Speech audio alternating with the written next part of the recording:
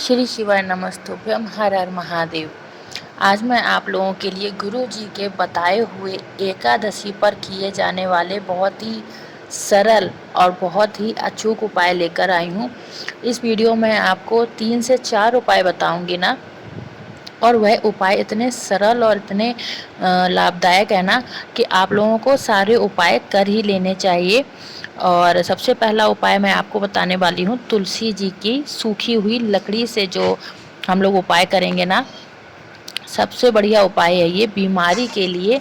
जो एकादशी और अमावस्या केवल 2 दिन ही यह उपाय किया जाता है। एकादशी वाले दिन तो आप लोगों तुलसी जी को तोड़ेंगे नहीं, ना तुलसी जी का पत्ता तोड़ेंगे, ना लकड़ी तोड़ेंगे, बल्कि तुलसी जी को छूना भी वर्जित होता है एकादशी वाले दिन।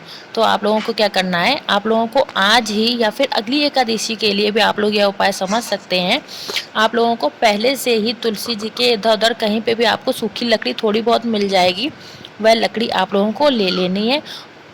और जो भी आप लोगों के घर में बीमार इंसान है, एकादशी वाले दिन जब वह नहाने जाएंगे ना, तो आप लोगों को उससे पहले जो जिस बाल्टी में वो नहाएंगे उस बाल्टी के जल में उस लकड़ी को 7 बार घुमा देना है कुंतकेश्वर महादेव जी के नाम से। उस लकड़ी को घुमाने के बाद आप लोगों को कम से कम 10 मिनट के लिए उस लकड़ी को उस जल में ही पड़े रहने देना है। उसके बाद उस लकड़ी को उठाकर आप लोगों को वापस वहीं पर ले जाना है जहाँ से आप सूखी लकड़ी लेकर आए थे, वहीं पर उस लकड़ी को छोड़ आइएगा, तुलसी जी की लकड़ी को। और जो वो जल है ना, उससे आप लोग मरीज सदस्य जो आपके घर में है उससे कह दीजिएगा कि आप अब नहाने जाइए।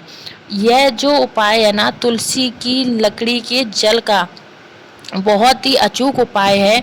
तुलसी माता तो आप सभी जानते हैं कितनी बढ़िया होती हैं, प्रभावशाली होती हैं, हर चीज़ तुलसी माता की यूज़फुल होती है।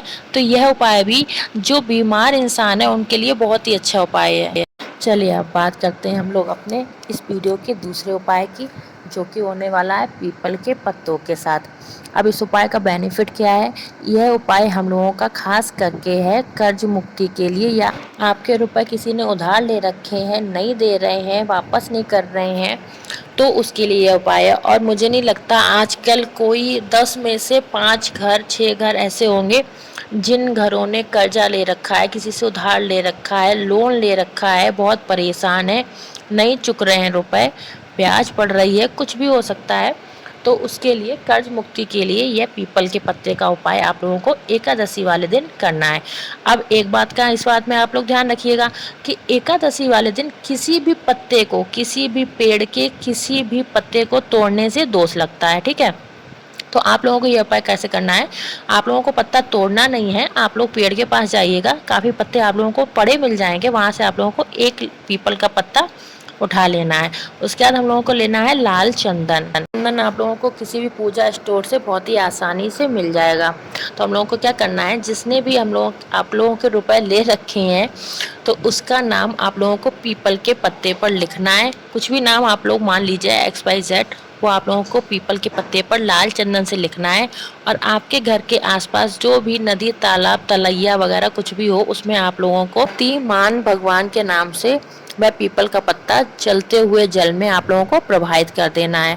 आप लोग देखिएगा, जिसने भी आप लोगों के रुपए ले रखे होंगे बहुत ही जल्द आपके रुपए वापस करने आएगा। रतिमान नाम से आपको यह उपाय करना है। तो ये तो हुई एकादशी पर करने वाले 2 छोटे छोटे बहुत ही सरल, बहुत ही आसान और बहुत ही अच्छे उपायों की। अब बात करते हैं तीसरे उपाय की, जो कि होने वाला है आंकड़े के सफ़ेद फूल द्वारा उपाय, है ना। तो यह उपाय हम लोग किस लिए करने वाले हैं ये भी सुनिए। यह उपाय हम लोग करेंगे, पहला तो हम लोग करेंगे बीमारी के लिए, और दूसरे हम लोग यह उपाय करने वाले, अगर आप लोगों के मन में कोई इच्छा बहुत दिनों से है और वह पूरी नहीं हो रही है, मतलब आपकी कोई मनोकामना है पूरी नहीं हो रही है, तो उसलिए यह उपाय हम लोग करने वाले हैं। इसके लिए हम लोगों को क्या चाहिए होगा, आप लोगों को मंदार के फूल दिख रहे हैं और पत्तियां दिख रही हैं, हम लोगों को लेने हैं 11 मंदार के फूलों की पत्ती, आंकड़े के फूलों की पत्ती, और एक सफ़ेद आंकड़े का फूल। आंकड़े का फूल भी 2 तरह का होता है, एक होता है पिंक और पर्पल कलर में, एक होता है सफ़ेद कलर में। तो इस उपाय के लिए हम लोगों को सफ़ेद कलर का फूल और 11 पत्ते ले लेने हैं और साथ में लेना है एक कलश में जल, वो भी अपने घर से, अपने किचन से, और लेकर आप लोग पहुंच जाइएगा भोले बाबा की शिवलिंग के पास। और फेस आप लोगों को रखना है उत्तर दिशा, मतलब जिस तरफ से अर्घा है उस तरफ। मैं जैसे बैठी हूँ वैसे नहीं बैठना, मेरे बिल्कुल अपोजिट बैठना है। अर्घा की तरफ आप लोगों का फेस होना चाहिए, ठीक है। इस तरह से आप लोग बैठ जाइएगा। और जो आप लोग एक सफ़ेद पुष्प लेकर आए हैं अपने साथ में, आंकड़े का पुष्प जो लेकर आए हैं, उसको आप लोगों को भोले बाबा की शिवलिंग के बिल्कुल ऊपर समर्पित कर देना है। अवधूतेश्वर महादेव या फिर कुंदकेश्वर महादेव के नाम से आपको समर्पित कर देना है। अब भोले बाबा के ऊपर एक लोटा जल आप लोगों को समर्पित कर देना है। और यह जो जल है ना, आंकड़े के फूल का जल है ना, उसको आप लोगों को घर नहीं लेकर जाना है, क्योंकि यह फूल और इसकी पत्ती में से जो हम लोग तोड़ते हैं ना, तो वाइट वाइट लिक्विड निकलता है, वो दोनों चीज़ें जहरीली होती हैं। आप लोग अगर पत्ती भी तोड़ते हैं ना इसकी, तो हाथ आप लोग अपने अच्छे से धुल लीजिएगा। चलिए, ये तो बात हुई आंकड़े के फूल की। अब जो आपके पास पत्तियां बची हुई हैं, जो 11 पत्तियां आप लोग लेकर आए थे, उन 11 की 11 पत्तियों पर आपको लाल चंदन से राम नाम लिख देना है और उसकी एक माला बना लेनी है। अब जैसे मैं जिस मंदिर में जाती हूँ उसमें तो हनुमान जी वहीं पर हैं, अगर आपके मंदिर में है तो आप भी वहीं के वहीं हनुमान जी पर उस माला को समर्पित कर दीजिएगा और अपनी मनोकामना बोल दीजिएगा। क्योंकि कल एकादशी का दिन है, कल मंगलवार का दिन पड़ रहा है, हनुमान जी बालाजी महाराज का दिन पड़ रहा है, तो हनुमान जी की कृपा से आपकी जो भी मनोकामना होगी वह जरूर पूर्ण होगी। बस आप लोगों को माला बनाकर हनुमान जी पर समर्पित कर। चलिए, ये 3 उपाय तो हुए। अब बात करते हैं चौथे उपाय की, जो है मनोकामना पूर्ति के लिए। आपको लेना है इत्र, कोई सा भी इत्र आप ले सकते हैं, इत्र ले लीजिएगा। प्लस आप लोगों को लेनी है एक बेलपत्र, खंडित ना हो, कटी फटी ना हो। उसके बाद आप लोग लीजिए एक तांबे के कलश में जल अपने घर से, अपने किचन से, और पहुंच जाइए भोले बाबा की शिवलिंग के पास। फेस आप लोगों का रहेगा उत्तर दिशा की तरफ और आप लोग मुझसे बिल्कुल अपोजिट उस साइड में बैठेंगे, अर्घा की तरफ आप लोगों का फेस रहेगा, ठीक है। अब आपके पास 3 चीज़ें हैं, पहला तो तांबे के कलश में जल, दूसरा इत्र और तीसरा बेलपत्र। अब नियम समझिएगा। पहले तो आप लोगों को, जो आप लोग घर से जल लेकर गए हैं, उसको समर्पित कर देना है, ठीक है। ये बता रही हूँ 3 प्रकार के जल जो होते हैं समर्पित करने के लिए, वह बता रही हूँ, ठीक है।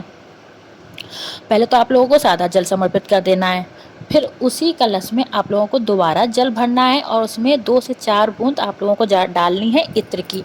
तो यह हो गया इत्र वाला जल, सुगंधित जल, वो आप लोगों को कुंदकेश्वर महादेव के नाम से समर्पित कर देना है, ठीक है।